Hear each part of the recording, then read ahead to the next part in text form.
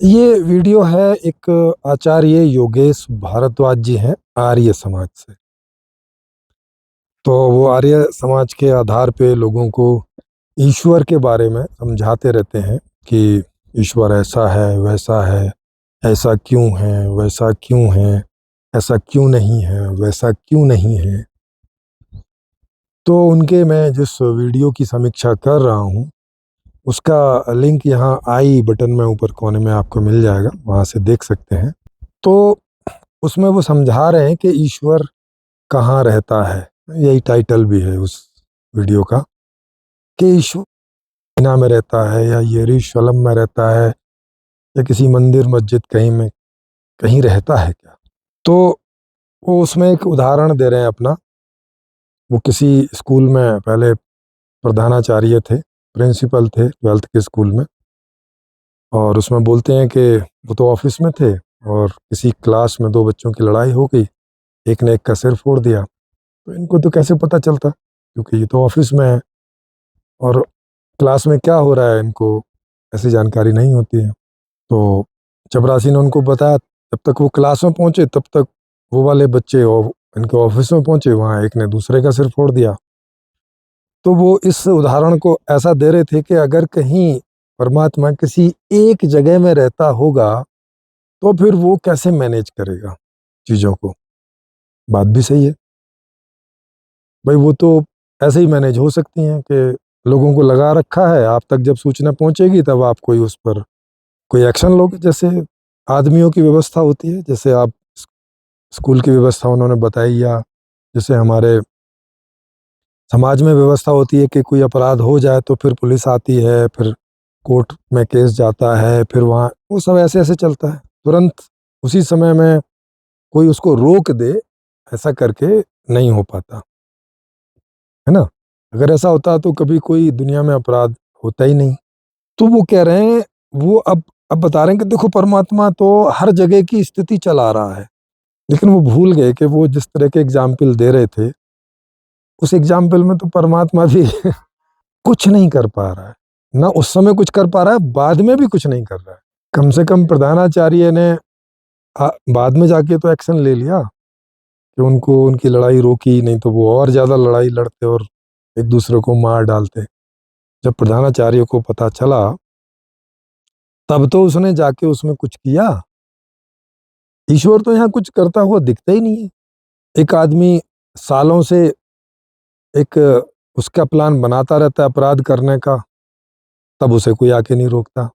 फिर वो उसे क्रिया में परिवर्तित करने के लिए चल देता है, तब कोई नहीं रोकता। वो अपराध जाके कर भी देता है, उसके दौरान भी कोई नहीं रोकता। फिर वो करके भी चला आता है, तब भी कोई नहीं रोकता, उसको पकड़ता या दंड देता। हम कितने सारे अपराधियों को देख सकते हैं कि उन्हें, जिन्हें आदमियों की व्यवस्था नहीं पकड़ पाती, नहीं खोज पाती, बड़े शातिर टाइप के कई अपराधी होते हैं कि वो अपने पीछे कोई सबूत नहीं छोड़ते, या जज इत्यादि पुलिस इत्यादि को पैसे खिला के और अपने से दूर बनाए रखते हैं। तो आप देख सकते हैं कि वो पूरे जीवन जब तक वो यहाँ जीवित हैं वो बचे रहते हैं दंड प्रक्रिया से। और कोई ईश्वर की ऐसी प्रक्रिया वहां नहीं दिखती कि भाई उसको उसने दंडित किया हो या रोका हो। फिर कैसे कहें कि ईश्वर जो है ओमनी प्रेजेंट। अब वो उदाहरण दे रहे हैं कि देखो एटम के अंदर इलेक्ट्रॉन, प्रोटॉन, न्यूट्रॉन है, एंटी पार्टिकल्स, हिग्स बोसोन और ये और वो सब अपने एक सिस्टम में चल रहे हैं। वो एटम फट नहीं रहा है, वो परमाणु फट नहीं रहा है, हमारे चारों तरफ भी परमाणु हैं, वो फट नहीं रहे हैं। देखो कितनी बढ़िया व्यवस्था है। भैया ये तो जड़ वाली व्यवस्था है ना। इसके लिए किसी परमात्मा को वहां होने की जरूरत थोड़ी है। ऐसी व्यवस्था तो आदमी भी कर लेता है। जैसे आदमी ने जगह जगह पे कैमराज लगा दिए और उन सब का कंट्रोल उसने एक कंट्रोल रूम में ले लिया, वहां बैठा देखता रहता है सभी जगह का, जहां जहां पर भी कैमरा लगे हैं वहां क्या हो रहा है, सब ठीक चल रहा है कि नहीं, कुछ गड़बड़ है कि नहीं, वो देखता रहता है एक जगह बैठ के। लेकिन अगर वो बस देखता ही रहे, कहीं कुछ गड़बड़ हो रही है उसे ठीक करने का प्रयास ना करे, मतलब क्या है उसके वहां होने का?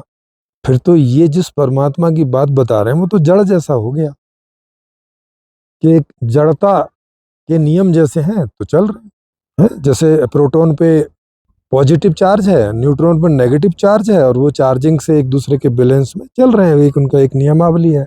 जैसे एक बड़ा सा पत्थर उठा के मैं कहीं मारूं, तो उस वो जितने वेग से मारा, और वो जितना सॉलिड पत्थर था, और वो सामने जिस सॉलिडिटी में जाके टकराया, और उनके टकराने से कितना वहाँ चूरा हो जाएगा, कितनी चोट उसको लग जाएगी, कितना वो नीचे, ये सब एक नियमों से होता रहता है। इसमें किसी चेतन ईश्वर के होने की कल्पना करने का क्या मतलब है?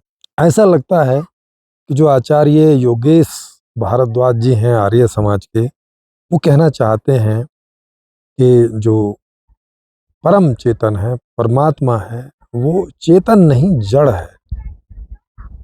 क्योंकि उन्होंने उसको बुद्धिमान भी कहा अपने वीडियो में, कि भाई वो सबसे ज्यादा बुद्धिमान है, इसीलिए उनको उसको सर्वज्ञ बोल दिया, कि उसे सब पता है, सर्वज्ञ है। तो फिर तो उसे ये भी पता होगा कि भाई ये जो बलात्कार हो रहा है ये गलत बात है, गंदी चीज है, ये नहीं होना चाहिए उसकी इस बनाई हुई दुनिया में, है ना?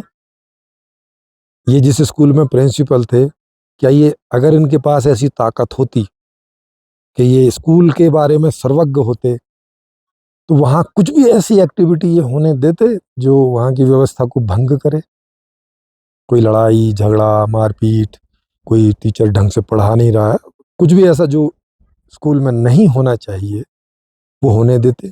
और जो होना चाहिए क्या उसे करने के लिए उनके पास जितना भी ज्ञान होता है उसका इस्तेमाल नहीं करते? कि टीचर जैसे पढ़ाए पढ़ाना चाहिए वैसे पढ़ाए, बच्चों को जैसे पढ़ना चाहिए वैसे पढ़ें, सारी व्यवस्था उस स्कूली ग्राउंड में, उस स्कूली जो स्ट्रक्चर है उसके अंदर वैसी चलनी चाहिए जैसी कि चलनी चाहिए उस सर्वज्ञ के अनुसार। ये नहीं करते क्या? बिल्कुल करते, क्योंकि कोई भी व्यवस्था इसीलिए की जाती है। फिर उन्होंने वीडियो के शुरू में ही बोला कि अगर कहीं व्यवस्था है तो व्यवस्थापक भी है, जैसे स्कूल है तो उसका प्रिंसिपल भी होगा, देश है प्राइम मिनिस्टर भी होगा, प्रधानमंत्री, कोई भी स्ट्रक्चर है कहीं छोटा अथवा बड़ा उसका प्रबंधक है। तो कह रहे हैं अगर दुनिया है तो फिर इसका भी कोई प्रबंधक होगा। भाई प्रबंधक तो चेतन के लिए बोला जाता है ना, प्रबंधक माने प्रबंध करने वाला, वाला मीन्स चेतन, जड़ नहीं। समझ रहे हैं? तो अगर वो प्रबंध करने वाला चेतन है, सही शब्दों में बोले तो परम चेतन, क्योंकि सबसे ज्यादा उसको ये बोल रहे हैं सबसे ज्यादा बुद्धिमान है, सबसे ज्यादा ज्ञानवान है, सबसे ज्यादा शक्तिमान है, कि उसको अपने कार्य करने के लिए किसी और की सहयोग की जरूरत नहीं है, इतना शक्तिमान है। करने वाला, वाला मतलब चेतन।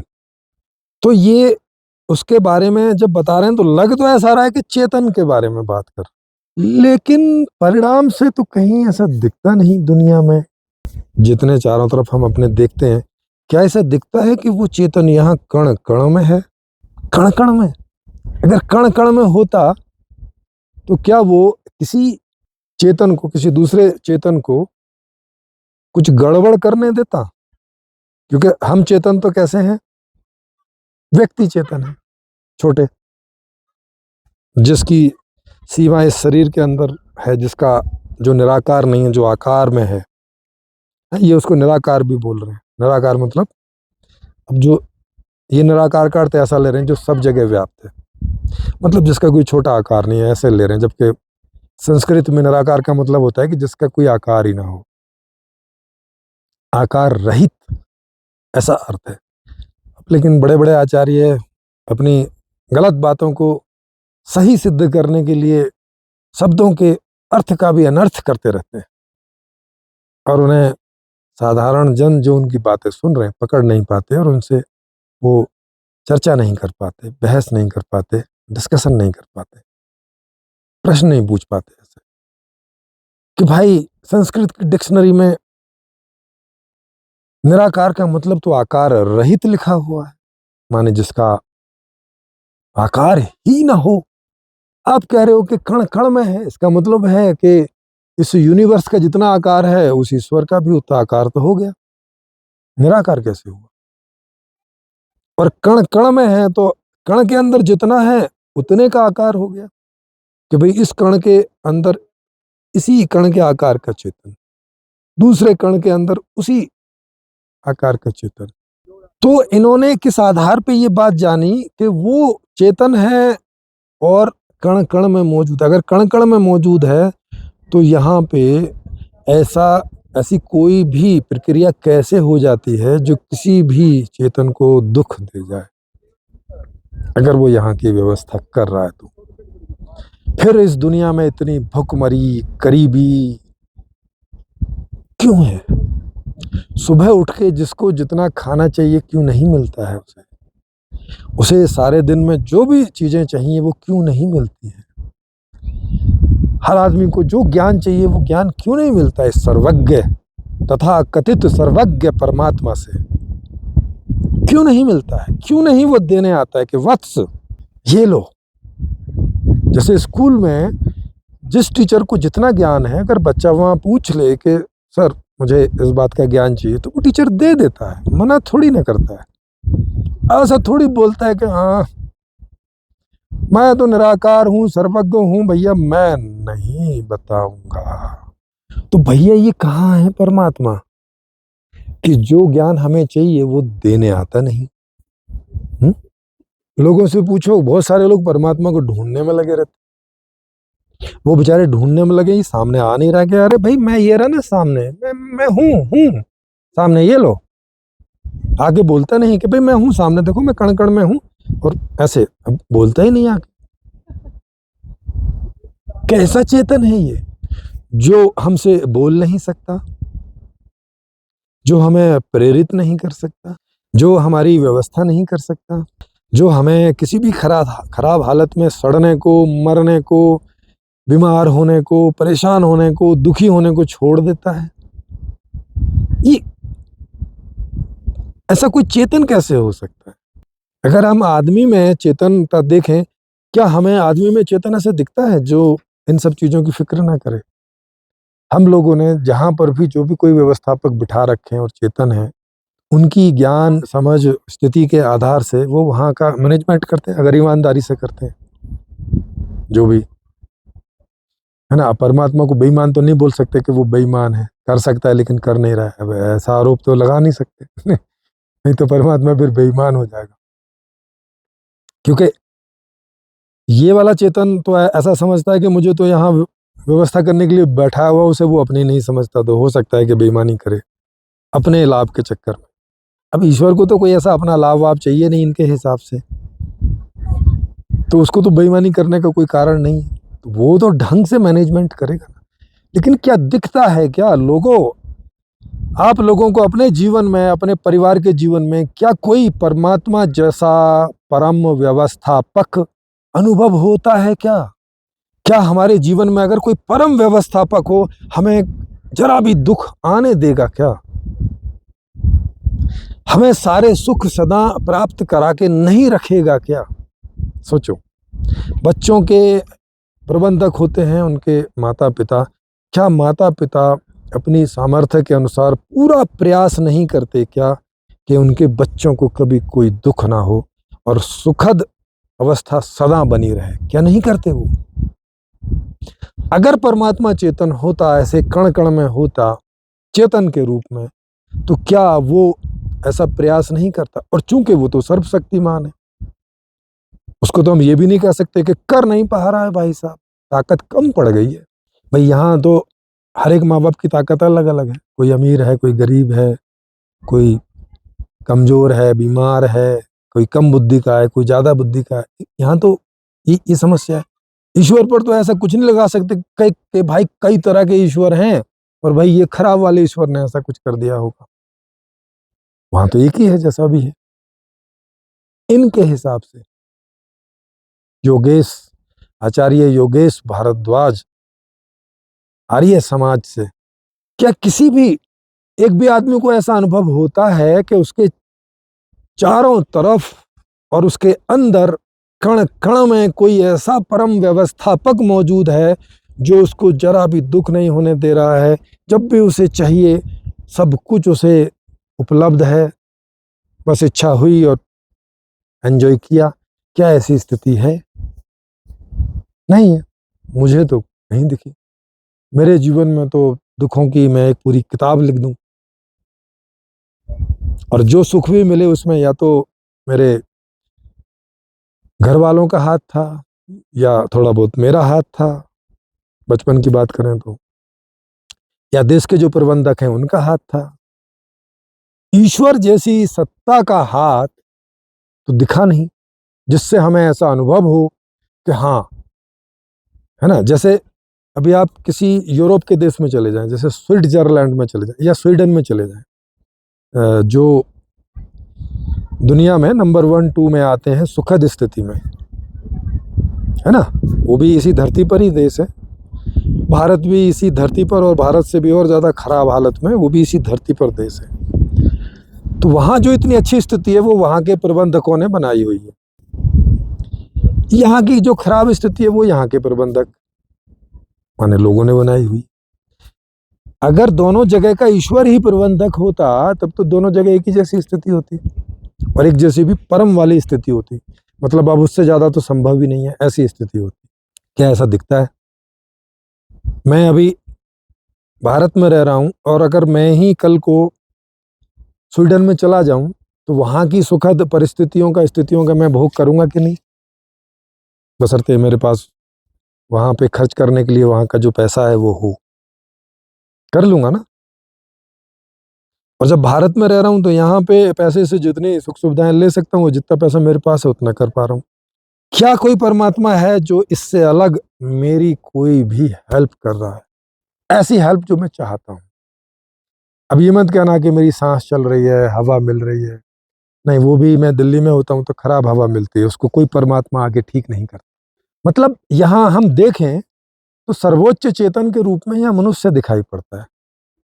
इससे ज्यादा, मनुष्य से ज्यादा बुद्धिमान, मनुष्य से ज्यादा कर्तापना, मनुष्य से ज्यादा ज्ञातापना, मनुष्य से ज्यादा प्रबंधक यहाँ कोई और जाति प्रजाति दिखती नहीं है इस धरती पर तो। और इसके अलग यहाँ और कोई चेतन की प्रबंधक जैसा कुछ दिखता नहीं है। हाँ, जड़ प्रबंधन तो दिखता है। जड़ प्रबंधन मतलब जैसे आपने कहीं किसी ऐसी जगह में बीज लगा दिया जहाँ पानी वानी इत्यादि है तो वहाँ वो पौधा बड़ा हो जाता है। अगर कहीं किसी सूखी जगह में लगा दिया तो नहीं होता। वहाँ कण कण वाला परमात्मा वहाँ पानी का इंतजाम नहीं करता उसके लिए कि भाई यहाँ पे पेड़ हो जाए, नहीं करता। तो ये जो कह रहे हैं कि वो ओमनी प्रेजेंट है, हर जगह पे मौजूद है, ये बात किस आधार पे कह रहे हैं? बेस क्या है इसका? और चेतन है। हाँ, जड़ एक बार को बोल देते तो इनकी बात लगने लगती, फिर जड़ बुद्धिमान होता नहीं। जड़ को आप ओमनी प्रेजेंट तो बोल सकते हैं क्योंकि भाई जड़ता तो सब जगह विद्यमान है, ओमनी प्रेजेंट बोल सकते हैं, लेकिन उसको ताकतवर नहीं बोल सकते, बुद्धिमान नहीं बोल सकते, क्योंकि ये सब चीजें तो चेतन को होती हैं।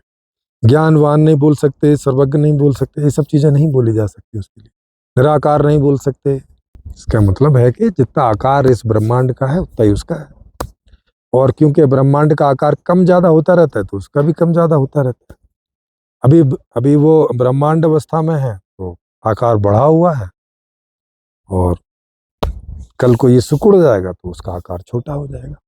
जैसे कई गैसेज हैं, उनको कंडेंस कर देते हैं तो उनका आकार थोड़ा हो जाता है, एक छोटे से कंटेनर में आ जाती है, खोल दो तो वो गैसेज बनने लगती हैं, माने उनका आकार बढ़ने लगता है।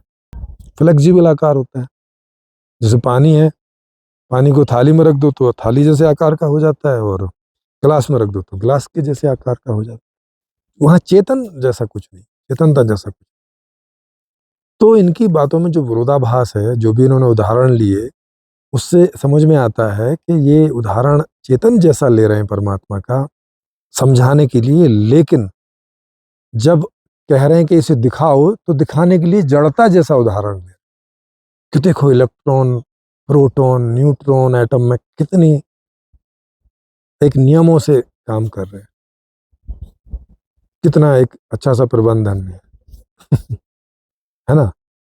जब प्रिंसिपल का उदाहरण ले रहे हैं तो ऐसा बता रहे हैं कि परमात्मा चेतन है, और जब उसे दिखाने की बात हो रही, अच्छा अच्छा कहाँ देखा आपने,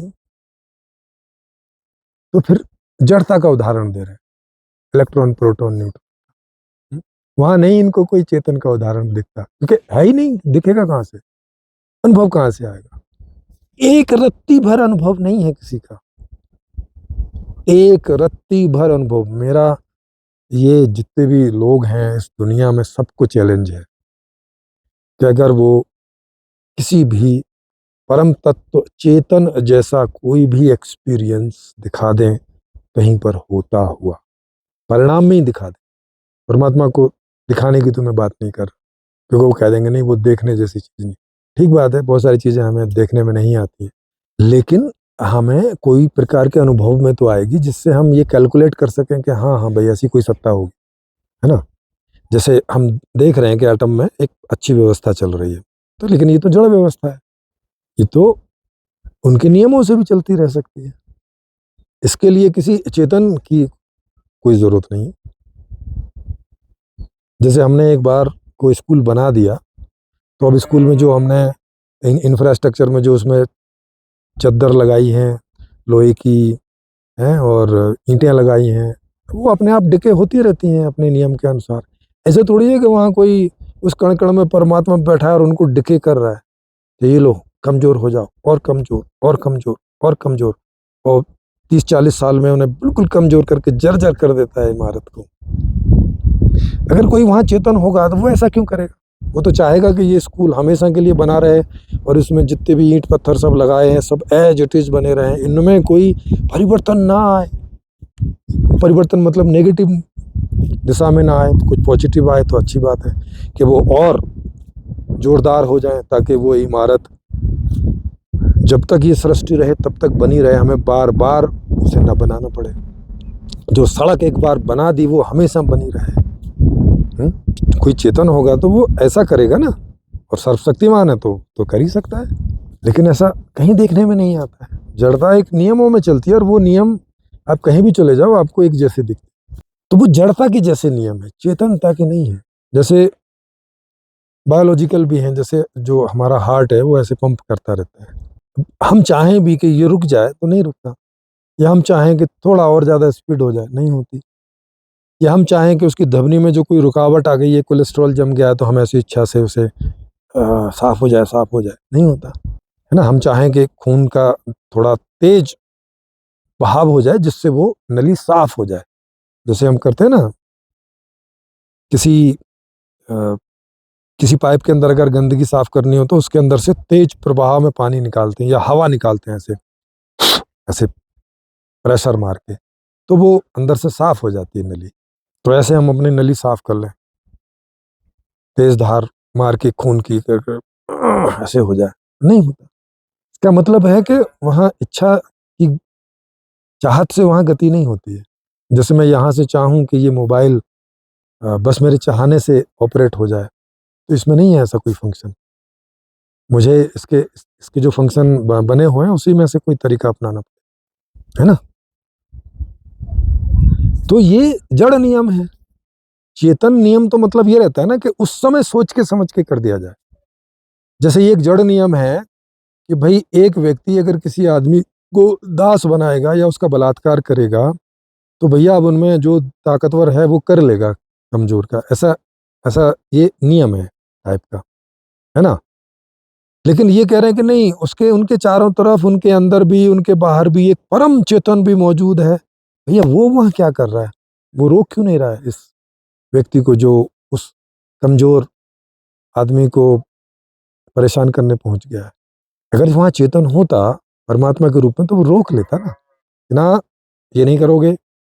जैसे एक बाप के 4-5 बच्चे हैं, अगर उनमें से एक कोई पहलवान सा बच्चा है और वो बाकी बच्चों को परेशान करता है, और बाप वहाँ मौजूद है या माँ मौजूद है, तो उसको तुरंत रोक देती है, हाँ नहीं ऐसे नहीं करते, ये तुम्हारे भाई हैं, इनके साथ अन्याय नहीं, इनको दुखी नहीं करो, बल्कि इनको सुखी करो, अपनी ताकत के इस्तेमाल इन्हें सुखी करने में लगाओ, दुखी करने में नहीं। करते कि नहीं करते प्रबंधन?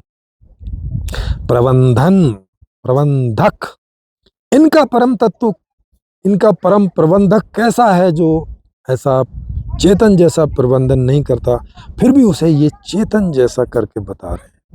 आई होप आपको ये सब बात समझ में आ गई होंगी कि जिनको लगे कि मैं गलत एक्सप्लेन कर रहा हूँ तो वो यहाँ ऑनलाइन चर्चा में आ सकते हैं। मेरा नंबर नीचे फ्लैश होता रहता है, उस पे व्हाट्सअप आप करेंगे तो मैं आपकी ऑनलाइन चर्चा गठित कर दूंगा जो फ्री है टोटली, और आप जहाँ हैं वहीं से इसमें भाग ले सकते हैं। आपको कहीं आना जाना नहीं पड़ेगा, अपने मोबाइल के माध्यम से, इंटरनेट के माध्यम से, है ना। तो या आप मुझसे प्रश्न पूछने भी आ सकते हैं इस बारे में जो मैं कह रहा हूँ, या आचार्य योगेश भारद्वाज आर्य समाज की बातों से अगर आप सहमत हैं तो जो मैंने यहाँ पे अपने प्रश्न रखे हैं, बातें रखी हैं, उनको एनकाउंटर करने भी आप यहाँ वक्ता के तौर पे आ सकते हैं। तो आप वक्ता के तौर पे भी आ सकते हैं, प्रश्नकर्ता के तौर पे भी आ सकते हैं। वक्ता के तौर पर आपको 1 घंटा मिलेगा नॉन स्टॉप अपनी बात को रखने के लिए, उसके बाद हम लोग क्वेश्चन आंसर करेंगे। प्रश्नकर्ता के लिए आप मुझसे प्रश्न पूछ सकते हैं। मैं जो इस बारे में कह रहा हूँ या मैंने जो प्रश्न उठाए हैं, अगर आपको लगता है कि वो गलत हैं या मैं जिस तरह से बता रहा हूँ ऐसे देखना गलत है, कोई और ढंग से देखना चाहिए हमें, जैसे आचार्य योगेश भारद्वाज आर्य समाज से देख रहे हैं ऐसे देखना चाहिए, तो आप आमंत्रित हैं।